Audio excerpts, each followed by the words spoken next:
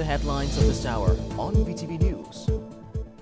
Monastery bamboo has the potential to become Vietnam's next billion-dollar export. And later on, risks of intense heat and forest fires heightened nationwide. And in our world news, U.S. declares the largest security aid package for Ukraine to date.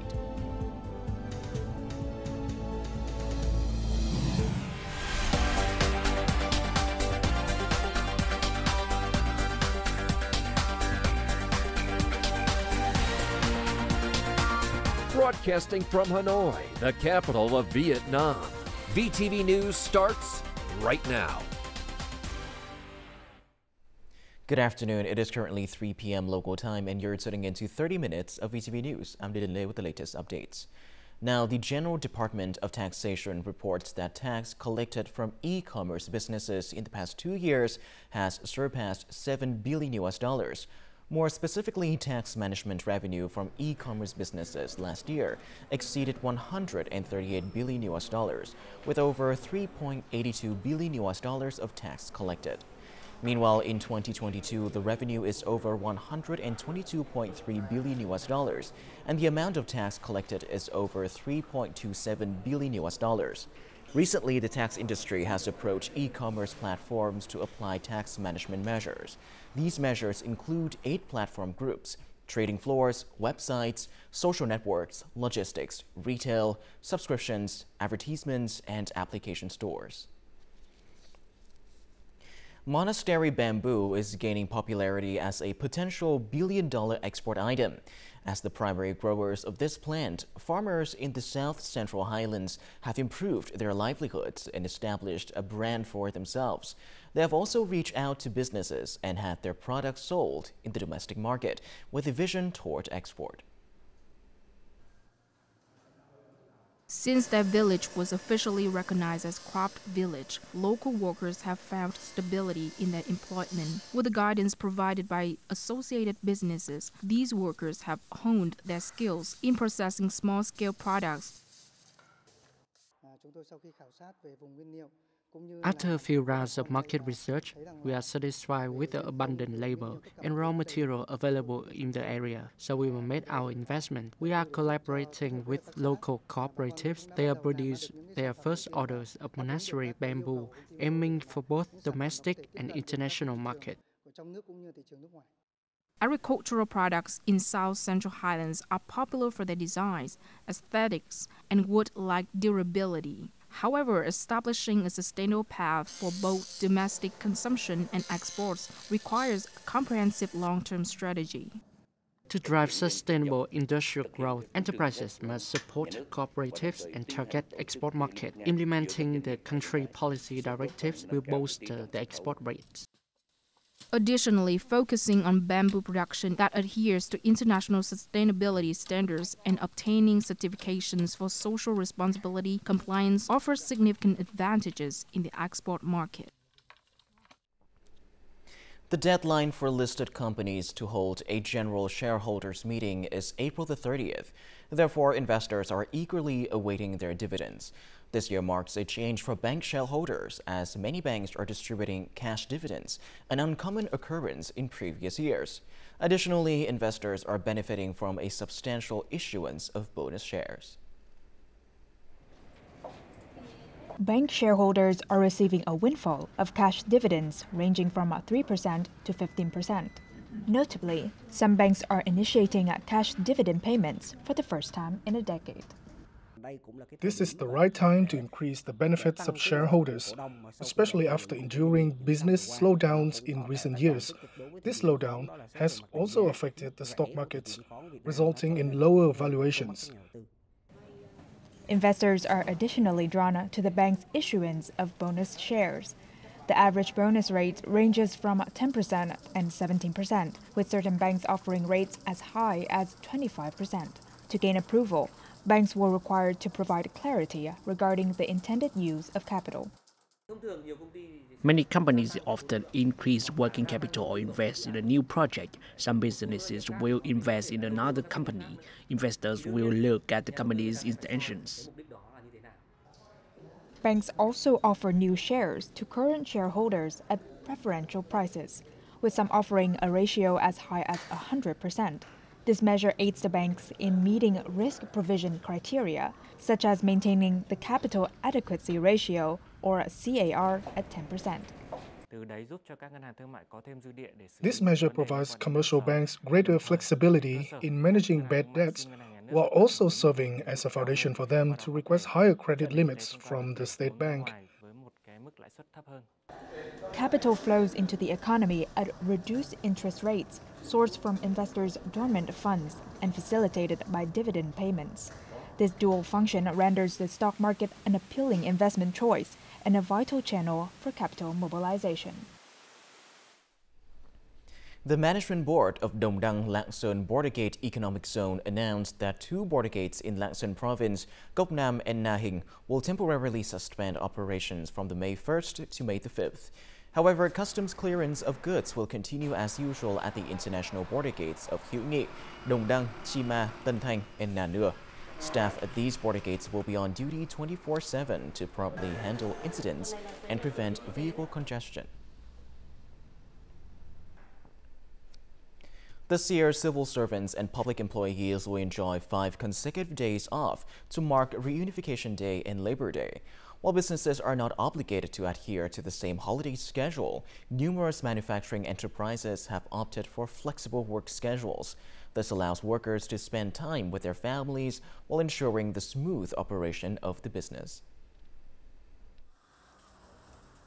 According to textile and garment enterprises, this year's order volume has been notably positive, with the second and third quarter order books nearly filled. Consequently, many enterprises are prioritizing production to meet delivery deadlines.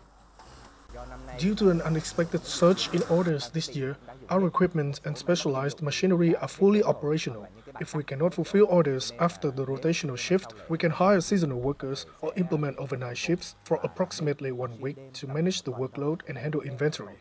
After enduring a period of stagnation due to insufficient orders, many workers are now delighted by the recovery in business orders. Some have opted to remain at work, while others have only requested 2 days off. I'm delighted that the company gave me an additional day's salary. With plenty of orders to keep us busy, everyone here is happy and motivated to work. This year's overtime is better than last year's. Occasionally, when there's an urgent demand for goods, we may need to work extra hours. In addition to rotational shifts and overtime for each department, some companies also recruit seasonal workers before and after holidays to ensure on-time delivery. Regarding these 5 days off, employees residing far from the factory will be granted the full 5-day break, while those living nearby who opt to work will be allocated 2 days off. Workers who volunteer for extra shifts will receive full benefits and overtime. 80 to 90% of workers have signed up to work during the holiday. According to the Ho Chi Minh City Business Association, businesses in the city have devised contingency plans for vacation schedules. These plans accommodate both the state-mandated schedule and the personal preferences of employees. Consequently, whatever decision is made, the approaching holidays will not significantly disrupt production. Tourism is one of the 3 main growth drivers in Tuyên Quang Province socio-economic development. To stimulate tourism development and achieve the goal of welcoming over 2.7 million arrivals this year, Tuyên Quang Province Tourism Year 2024 officially opened on Sunday. It features many diverse activities and will continue throughout the holiday season of April the 30th, May 1st. Touring and enjoying cultural performances on Na Nưa Lake at the Tân Chào Special National Relic Area is part of a new tourism service implemented by Tuyên Quang Province. The area has captivated tourists with its magnificent mountains, crystal clear lakes, and a tranquil space in the heart of the Việt Bắc war zone. We aim to promote new tourism products and coordinate with people to develop community tourism services to enhance the ethnic cultural identity here. Tuyên Quang Province believes that tourism development is linked to promoting the unique cultural values of its local ethnic communities. The opening ceremony of Tuyên Quang Province Tourism Year 2024 will be held on the evening of April 27th at Nguyễn Tất Thành Square, Tuyên Quang City. The third International Hot Air Balloon Festival is expected to draw the most attention from tourists. We have 5 days for visitors to experience hot air balloons controlled by experienced international pilots. This promises to be an event that will leave a big impression on visitors. The province will use this occasion to promote Tuyên Quang tourism, specifically introducing its unique tourism products, investment, trade opportunities, and OCOP products of Tuyên Quang. With its majestic natural landscape, preserved cultural identity of ethnic groups, and iconic historical sites, Tuyên Quang aspires to become a must-visit tourist destination in the coming years. Coming up next on VTV News. Risks of intense heat and forest fires heightened nationwide. And later on, newly discovered caves in Quảng Bình captivate explorers.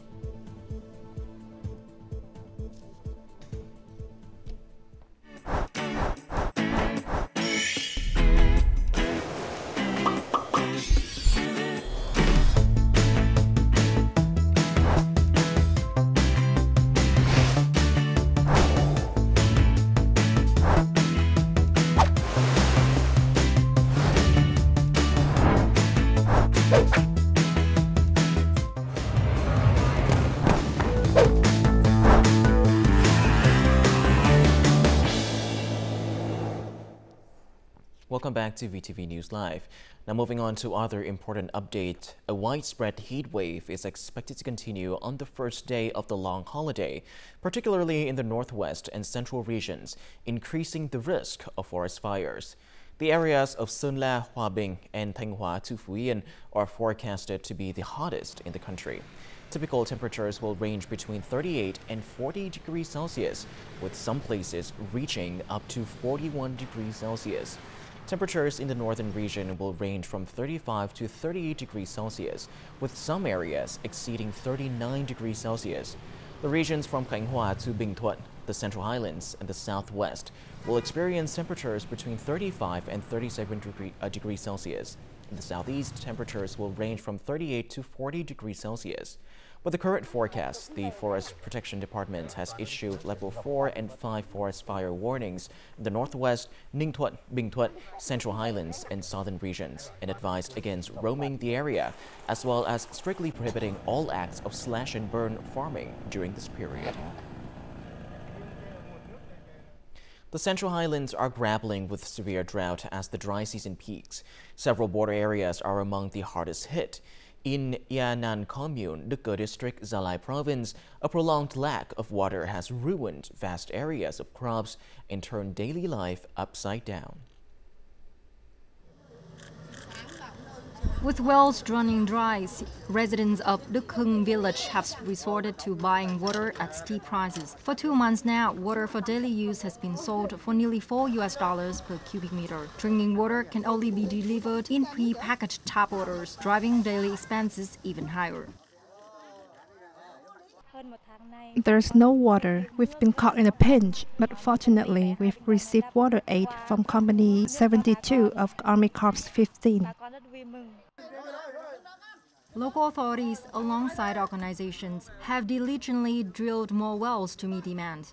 In addition, Company 72 of Army Corps 15 stepped in to provide reliefs and supply much-needed water to the community. Each day, 3 to 5 specialized vehicle crews from Company 72 deliver 40 to 50 cubic meters of clean water, easing the burden on residents. This weather affects us all, and we have faced water shortages ourselves. However, we are fully committed to support the community. In the past 2 weeks, the water supply for local residents has been stable. We've made significant improvements in the lives of residents thanks to the efforts of Company 72. The drought is forecast to persist until early May. While the region braces for a prolonged drought, collaborative efforts between local authorities and military units, such as Army Corps 15, play a crucial role in elevating hardships, particularly for ethnic groups along the border. Despite recent rainfall, drought and saline intrusion in the Mekong Delta remain severe. The salinity levels of multiple rivers in Hậu province have significantly increased, reaching 10.6 to 13 parts per thousand. The salinity level is likely to rise further due to the impact of the Gai Lun River water and the influx of salt water from the Hồng River, while the fresh water flow from the Hậu River is weak. The extremely hot weather and drought will also cause the salinity level to rise rapidly. The situation is forecast to damage over 30 hectares of orchards and over 2,000 hectares of rice in the Long My district, Hậu province. Dubbed the Kingdom of Caves, Quảng Bình boasts the largest number of caves in the country, possessing pristine natural landscapes that captivate all visitors who set foot on this land. In addition to famous landmarks such as Sơn Dòng and Phong Nha Kẻ Bàng caves, Quảng Bình has discovered numerous new caves endowed with shimmering and breathtaking beauty that captivate tourists both domestically and internationally. Crossing 2 kilometers of hills and rocky mountains with the guidance of local people, visitors can enter Hùng Chu 1 cave, located in the primeval forest west of Trường Sơn in subzone 45. The cave is naturally beautiful. The stalactites are diverse in shape and size. It's very astonishing to look at. The British Caving Association has recently discovered 22 new caves in Quảng Bình province. The attraction of the caves has become a highlight for visitors when coming to the locality. A new cave named Sơn Nữ was discovered in Quảng Bình province. It stretches about 1.5 kilometers in length, with the highest point reaching around 30 meters. The district committee has focused on strengthening management and protection work to ensure the landscape in caves. It is calling on truly capable businesses to invest in tourism development in this area. Quảng Bình is home to more than 400 discovered caves. According to experts, stalactites only grow by 1 centimeter every 10,000 years. Meanwhile, the stalactites in Quảng Bing's caves have recently been found more than 1 meter long. As such, Quảng Bình must devise effective solutions to preserve the breathtaking beauty of these newly discovered caves. The Chang'an Festival 2024, themed Visiting Chang'an Heritage Region 2024, kicked off at the Chang'an Landscape Complex in the northern province of Ninh Bình on Friday. The festival is an important religious date and a proud representative of traditional culture. Thousands of tourists gathered before dawn for the highlight of this year's festival. It's a dragon ceremony procession from the Tam Quan Gate in Ninh Bình City to the Chang'an Wharf and along the Sao Khe River. It's amazing. I'm very happy to have been a part of this festival. I think I'm the luckiest president of the UNESCO General Conference ever to have been able to experience something like this. You know, for me, the real wealth is the treasure of special experiences. The Vietnamese people living within the Chang'an UNESCO World Heritage Site have always worshipped nature. The Chang'an Festival, held in the historic Hoa Lu capital, venerates mountain deities while advocating for environmental preservation.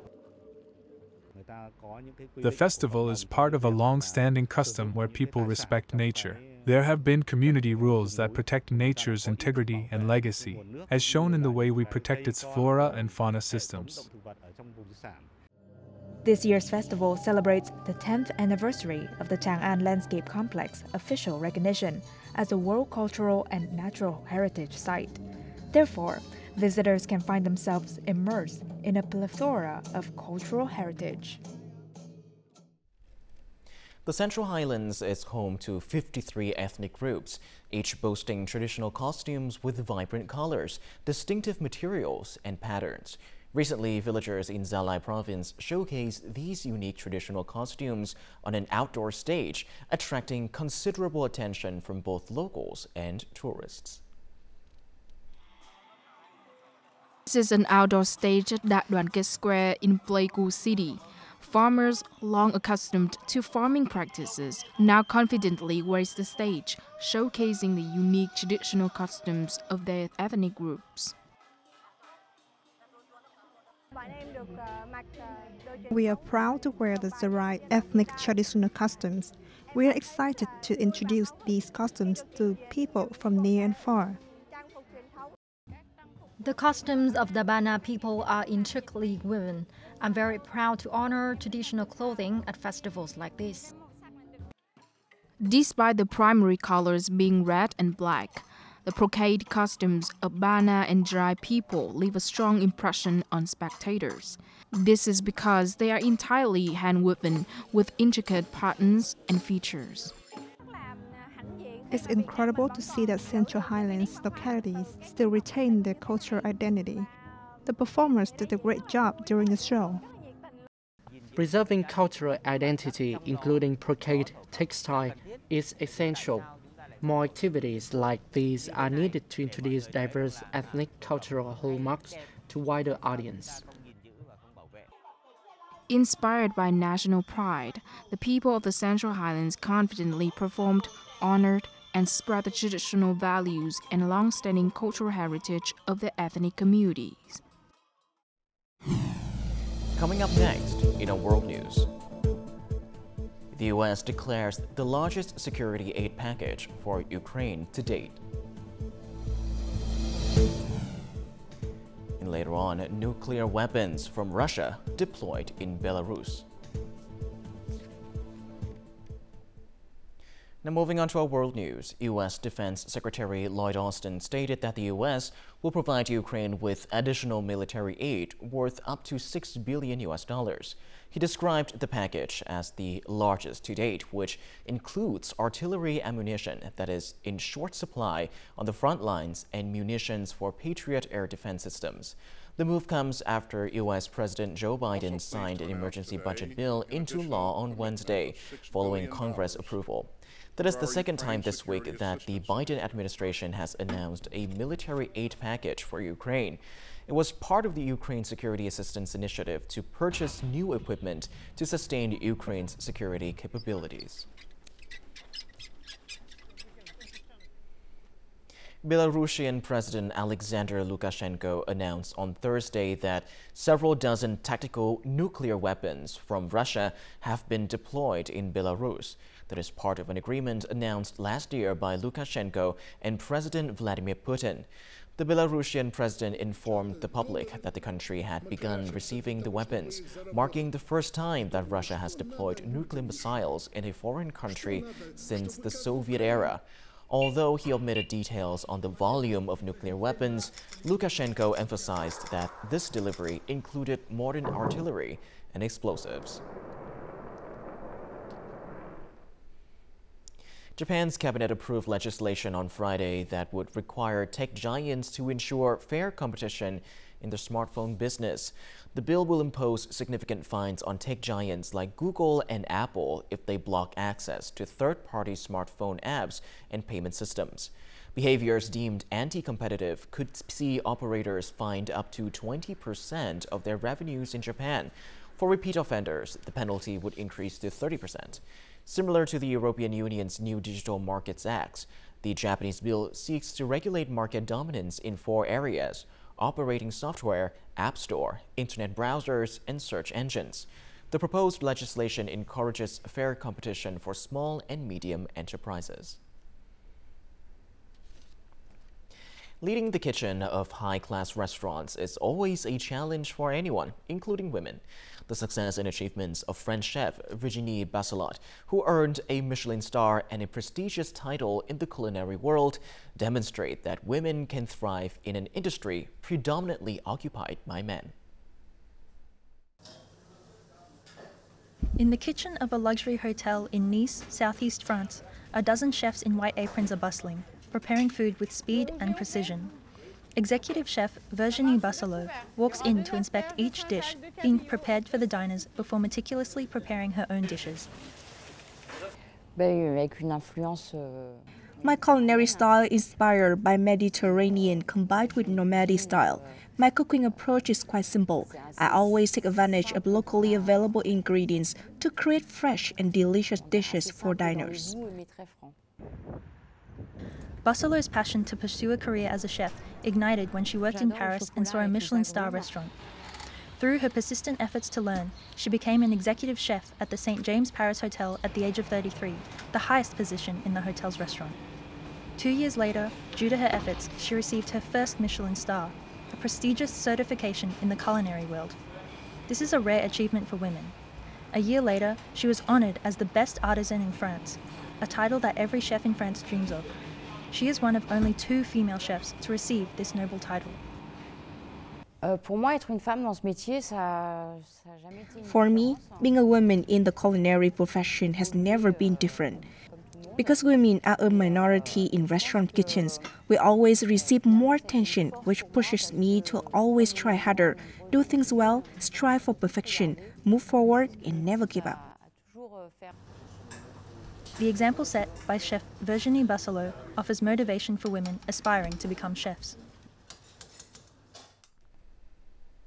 And now let's have a look at the weather forecast.